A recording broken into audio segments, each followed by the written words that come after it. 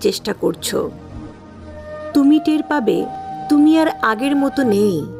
সেই প্রচণ্ড রকমের ইমোশনাল, অভিমানী, বেশি আশা করা এবং অল্পতেই হতাশ হয়ে যাওয়া সেই দুঃখবিলাসী মানুষটা তোমার মাঝে আর বাস করে না।